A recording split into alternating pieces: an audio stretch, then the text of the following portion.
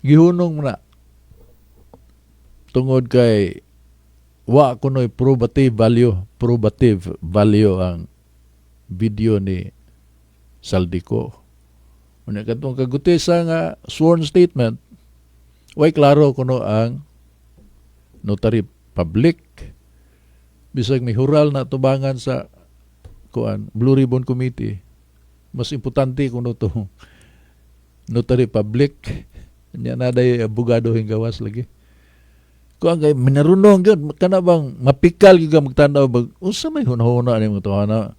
Labi na kana Sping Lacson, wa na hinungdang tawhana, wa man ko kabutar ana para nako sakto gyud. Ako amigo nga ingon siya nga dapat bumoto ka ni Ping, talagang honest yan, hindi nga tumatanggap ng yung di wa ko mo dawat sa kanang pork barrel ba, consistent kuno kayo wa mo dawat sa pork barrel si Ping Lacson. Ug mo na imong basihan, wag kay daganan kay hinumdum mo tong kidnap diri sa Cebu mga higala, anak og adunahan ang pamilya diri sa Cebu gikidnap ang apo. Diri pa man masayan si Ping Lacson.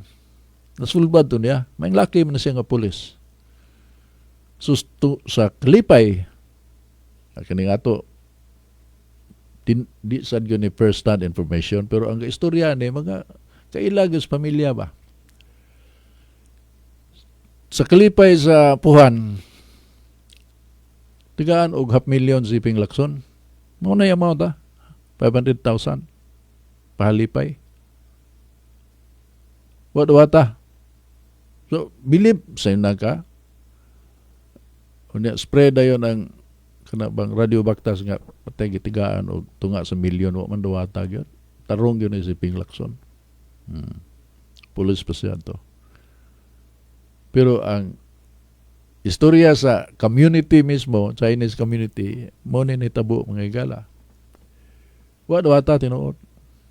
Pero gibeligyan og duha ka Mercedes-Benz. Katong insik nga apuhan sa gikidnap. Una, naagoy butang, auto, Mercedes-Benz pa. So, bisag wa pa magkinahanglan og dugang sa kanan katong adunahan, pagkangan nga utangan kabubuton. Una, wa mo dawat sa palipay, pero gibaligyan siya ang auto. Gipalit mga higala, milyon kapin, 2 kabuok so 2 milyon kapin. Hindi pa man mahal kayo ang sakyanan, so naitandi karon tag 10 milyon naman ang klase sa sakyanan. So gipalit. Ibaw kung sa'yo netabo puloy. Ang katong 2 ka sakyanan gidakop. Gidakop kay kinarnap to nga sakyanan. So ay nahimo ang mipalit kay og dili niya i-release, di niya ibigay way kusmod. Ang mahitabo, apil siya og madamay siya. Anong palit pagka kinawat? Anti-fencing law. So okay, tiway ang iyang kwarta. Kisay nagdakop kanang highway patrol. Kato mga taga Cavite nga din niya masayan kato mga kriminal ba. Itong kapatay ni Bobby Dacer. Din niya na-assign to din eh. Ba, mga tao itong Ping Lacson. So limpyo siya. Limpyo. Pero gahilak sa way kusmo, kaingon salbahis man di ay, pero uhana ka ng humana man. Wa sa kay mahimog yun. Kuan man di ay, kanang kinarnap man ditong gibaligya nga auto. Di sa di mo malink nga siya, apil sa sindikato. Pero iya mga tao, katong gapatay ni kuan, Binya, katong gapatay ni Bobby Dacer, tao man itong Ping Lacson. Napay istorya nga na ay stewardess gwapa ba? Gwapa. Sakay sa plano si Ping Lacson, kita nito stewardess na ibog siya. Minyo man. Unsay nahitabo ang bana. May adto na sa langit puloy. Naiya gyud ang babae nga iyang gikaibgan. Kaya ang bana padam na sa langit. Ingon ana ang istorya nga naman yatis ra. Higa gud. Basta katong announcer rin nga giadto gyud sa ilaha gipatay. Mga tao sa kunuto ni kuan man na kanang dili gyud ang prubahan ba, pero sa istorya mga tao dahil gito ang tuyo adto nga magpahumot siya sa opisyal sa gobyerno nga mo'y naglingkod adto magpabilib bag-o pa man siya adto nga na-assign diri sa Cebu. So di mamilok na siya nga mapatay. Kanang mga komentaryo bitaw sa social media nga nganlan siya Pinky. Bayot ba? Ping Lacson, Pinky, Lacson. Makatawa ko magtanaw na wala mo kay bawag kinsa ninyo ginganlag bayot. Kuwang mo kilawon. Killer na.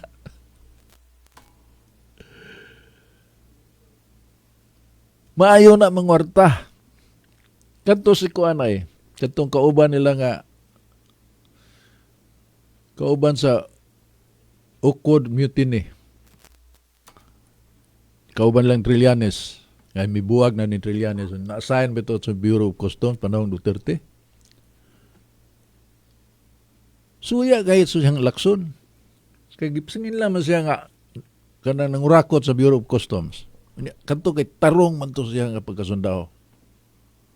Idealistic, tarong yun. Ay mga kauban nga kuan, makingon ko nga matay giluyan tuhana mo man hoy giduot nga tarong kay na. Nalimot ko siya ngan. Pero ang iyang isyu ni Ping Lacson, kinsa man ka magtutuong tarong ka? Kanang smuggling. Imong anak, ang kapital sa imong anak, pila rato ka libo, o niya,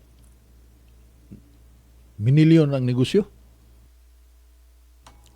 Ito yung isyu, pero alkansi gud siya. Alkansi gud siya, mga hikala.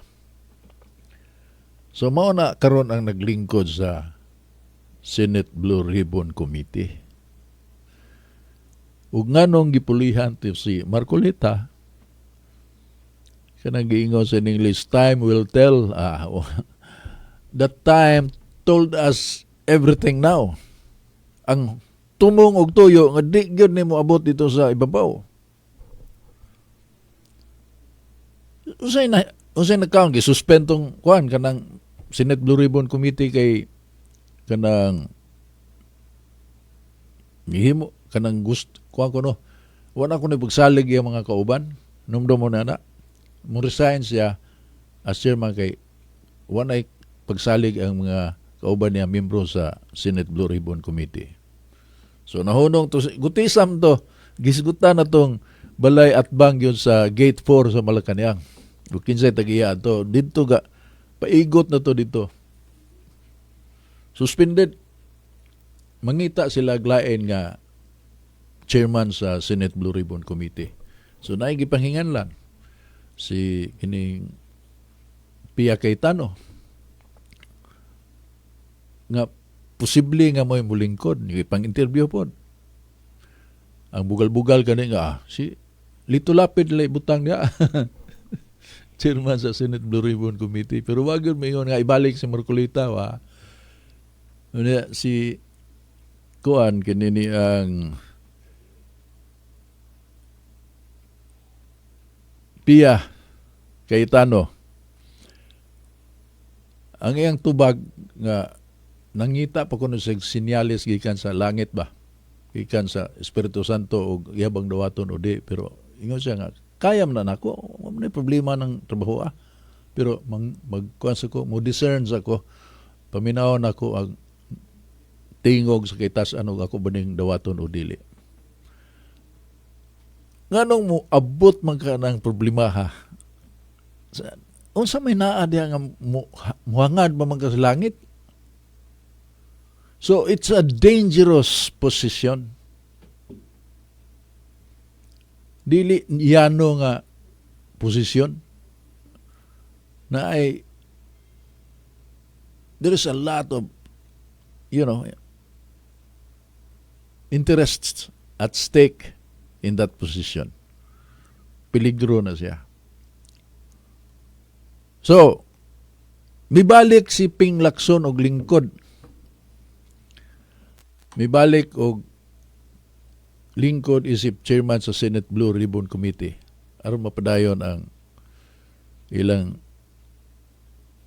panukidukay in aid of legislation mga higala related sa graft ng corruption sa flood control. Mibalik. So, napadayon ang hearing.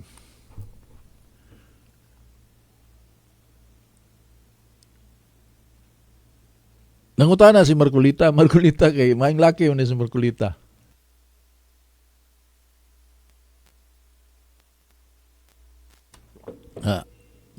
Kana bang mga opisyalis sa Malacanang nga na-involved nganong di man na ipatawag DBM o kaning assistant secretary apo sa assistant o kanang secretary ni Bongbong Marcos Bersamin si yang tubaga kuan kanang didto ra kuno kutob ang kawat di ay gigamit lang angan sa presidente pero ang nangwarta sila without going into the process of listening to the people involved nagprescode siya puloy. Ingon siya nga kanang duha si Bersamin og pangandaman. Maura na yun ng warta. Ila lang gigamit angan sa presidente. Unsa man ang klasiha sa chairman sa Senate Blue Ribbon Committee nagpreskon siya nga himo sa konklusyon nga wa mo agi sa investigasyon.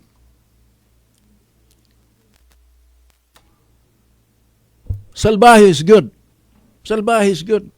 Pila ka bilyon siguro nga kuan iyang ginang utngon kay ug musimang siya diha ang iyang panginabuhi mo dam sa credibility. Mga mercenaries ni sila. Grabe na pagka-mercenaries mga higala. Kana si Trillanes mao man sana. Pero kana si Trillanes kuan na siya kanang character assassin. Assassin na siya. O si Marcos pa sa una, assassin. Assassin na si Trillanes pero dili ka niya pusilon. Dili na siya sniper. Ang iyang assassinate ang imong karakter.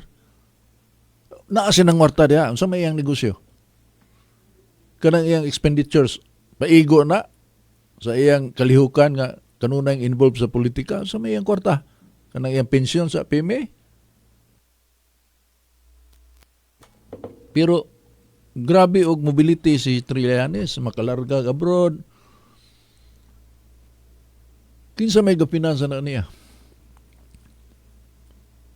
Mga politiko nga magsugo kaniya nga gubana siya may guba gyud sa political career ni Jejomar Binay. Siya gyud to.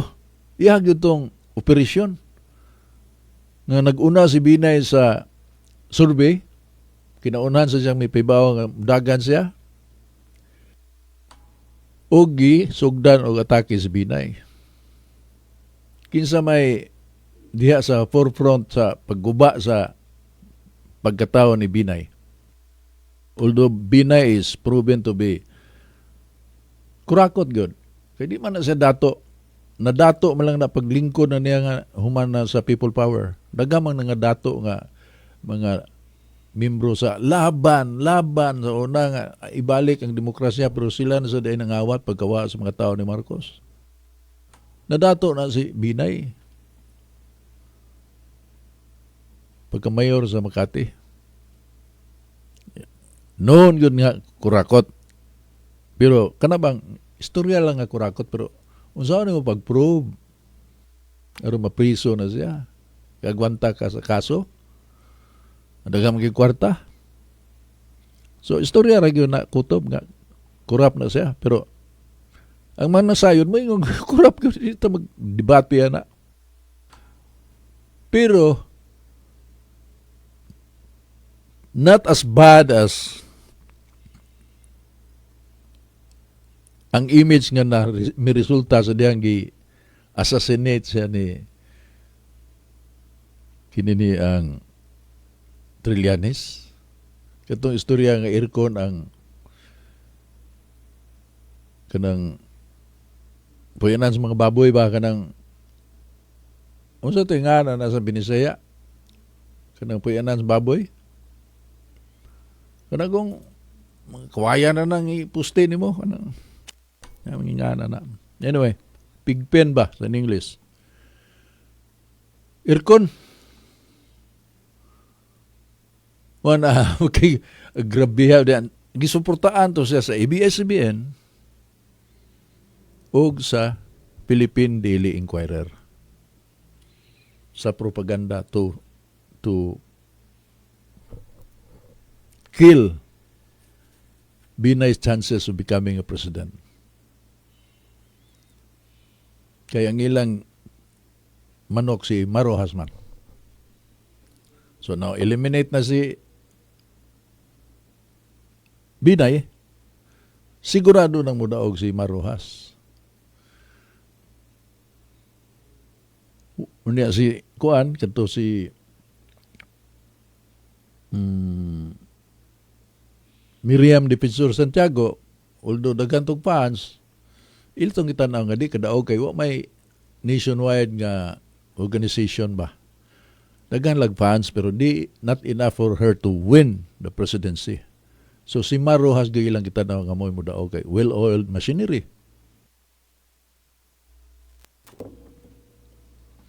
Diha sila nasayop. Na-eliminate nila si Binay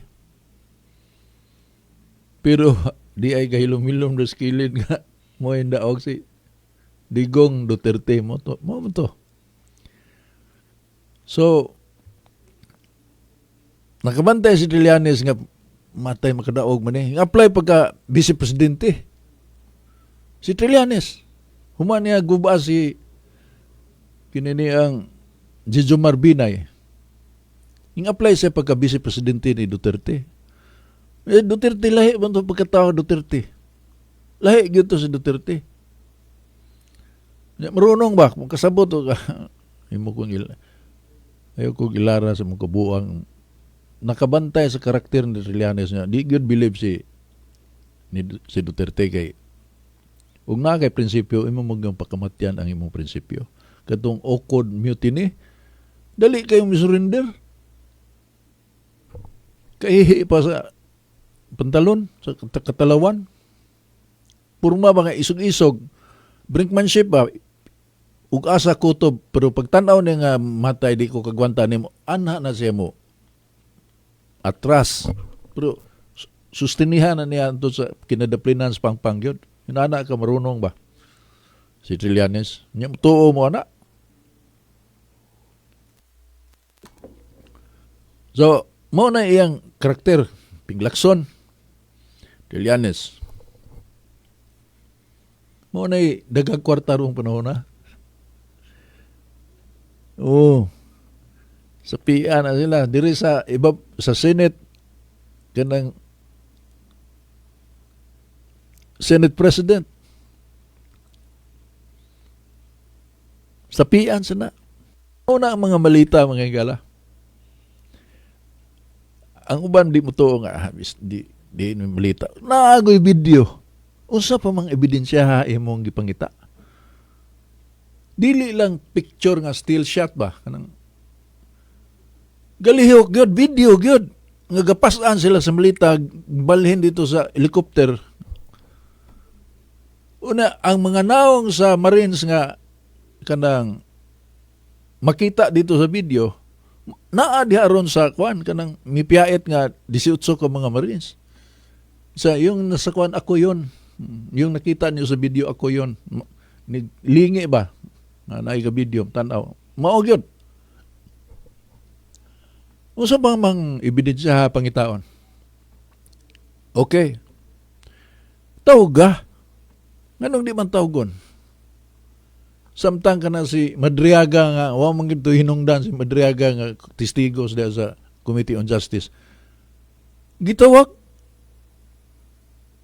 Una sa diyang nasayran nga bulilyaso ta ani wala di na to mabalik sa di na to tawgon si Madriaga. Palpak man. Ang kaayuhan lang ato nga makakuan silang propaganda pero layo pa ang 2028 oy.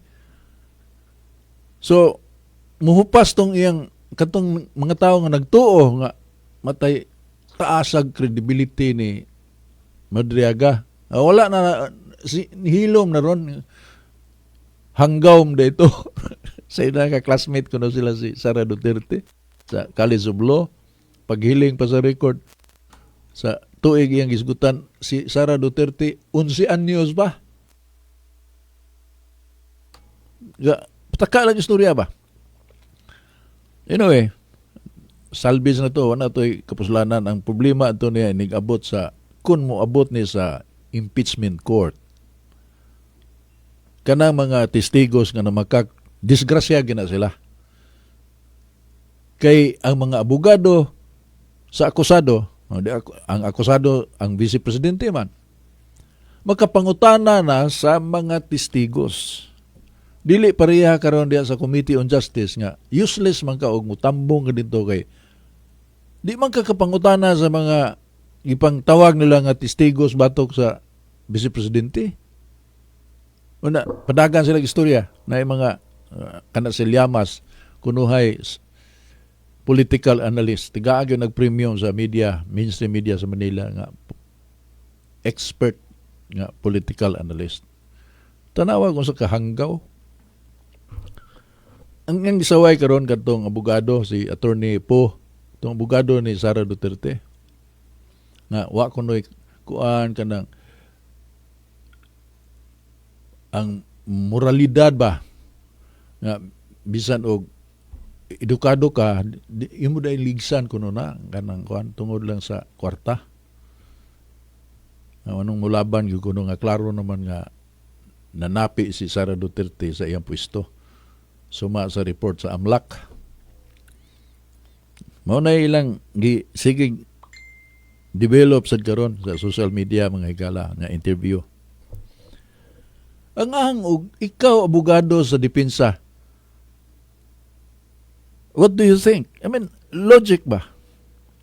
Unsa man ga-expect nga si ibutang lang na to nga sad-an si Sara Duterte. Ang iyang abogado mo angkon nga sad-an si Sara Duterte. Asa ibutang ang utok niya diha. Abogado ko na.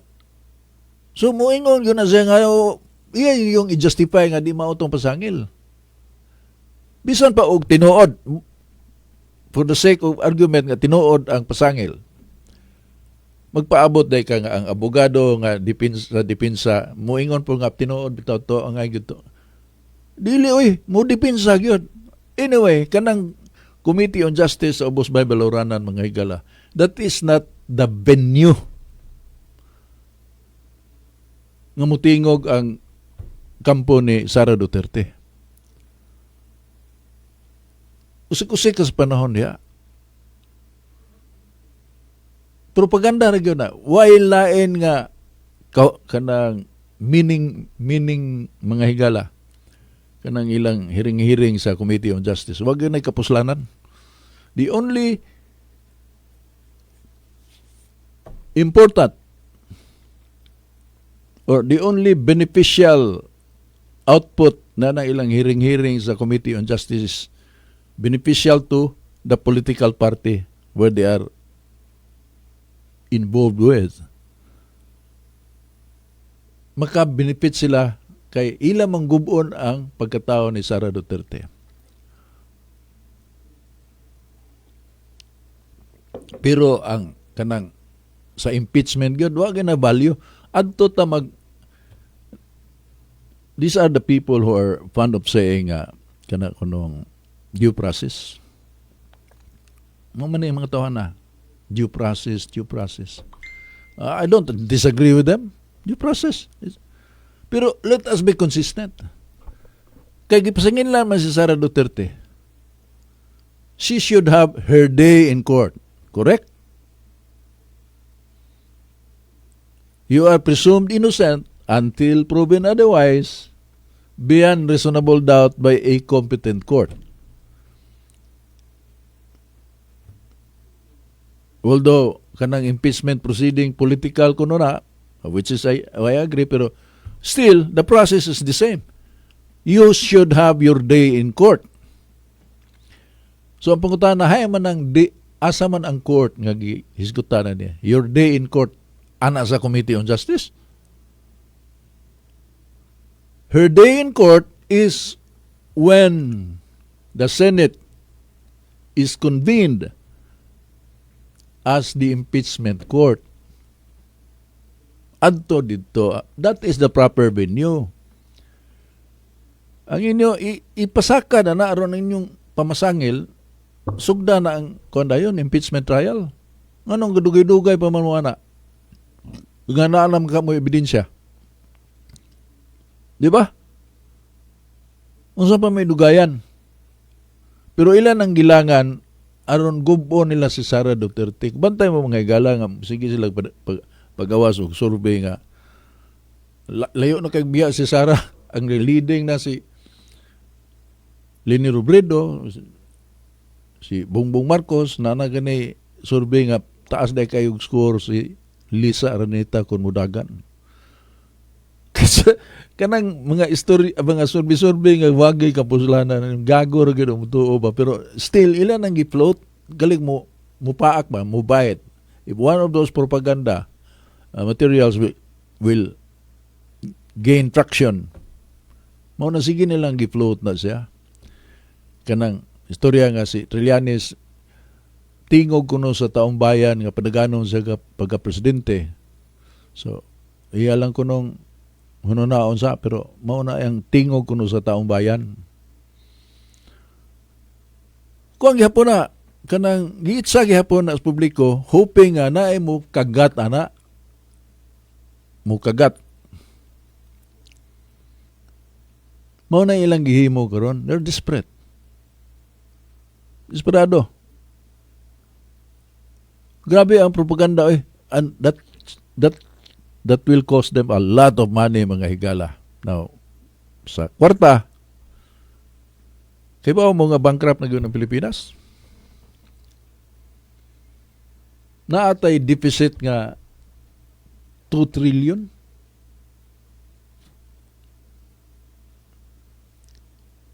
Ato nang isgutan naman sa mga pinomdo mga higala. Kuwang ang atong kwarta. Kung subayon ang 2026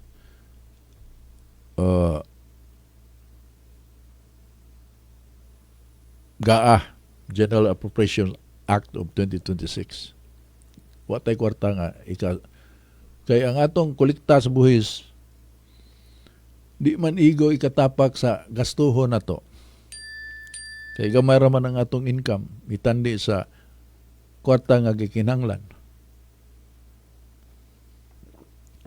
So ang opsyon saka og buhis. Raise taxes aron musaka ang income sa gobyerno itapak sa kuwang.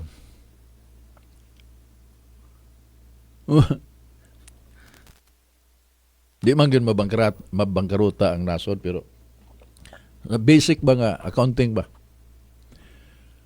Kuwang kayo ang kwarta. Kuwang ang kwarta mga higala sa gikinanglan. Unya, ang tinubdan sa kwarta dili pa igo. So wag yun.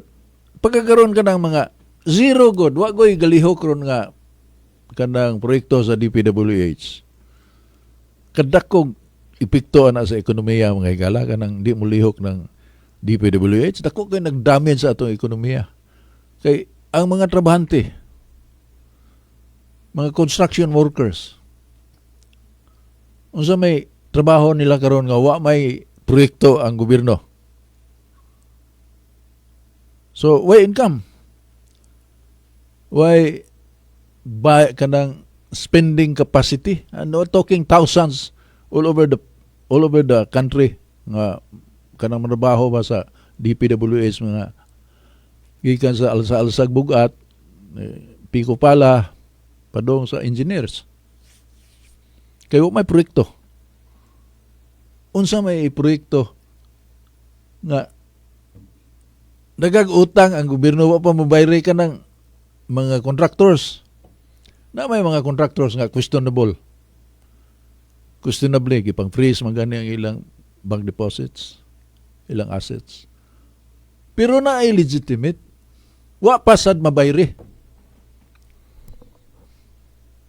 Bidding, kinsa may mubid? Kinsa may interesado mubid og dai proyekto was unya na palamig sa ta kay madisgrasya ta diya. Laktod nga pagkasulti, why proyekto ang gobyerno nga galiho karon mga higala? DPWH. Ug mulihok asam sa gibayad.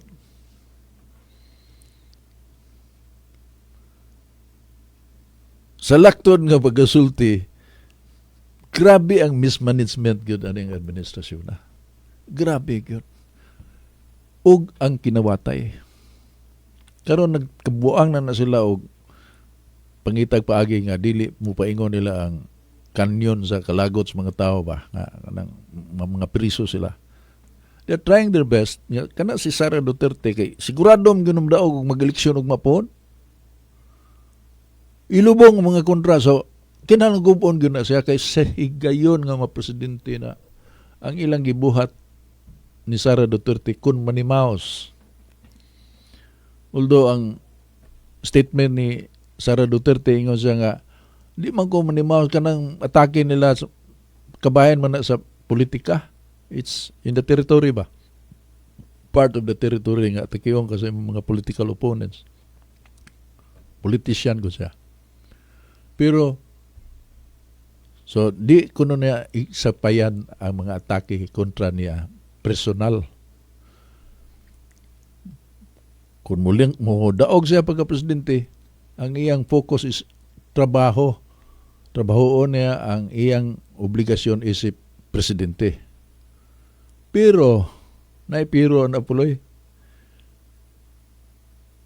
Di man mahimo nga pasagdan lang itong mga nakasa sa nasod. Di man to personal nga sa man to nila sa ato ang nasod. Mao to'y gukdon. Unanak ko na siya nahunahunaan o kinsa iyang running mate nga mo'y mugukod. Mo'y mugukod. Nila, di ka matarantar. Di ka matarantar. O nang ratol na ron. Ang kuya, ipapusil nila na Sara Duterte, patyon ba? Mao na didli. Dili na nato i-cast aside ang possibility because mao lagi akong giingon, ang gahom diha sa kauluhan mga higala, the power. Unya kibawa na mo sa nature's power, power corrupts. Corrupted ang maggunit sa gahom nga wide personal discipline. Kaunon sa nature sa gahom nga corrupt. Unya highly centralized man ang atong gobyerno. Grabe ang gahom dito. It's worth dying for. Sa mga hangol, it's really worth dying for.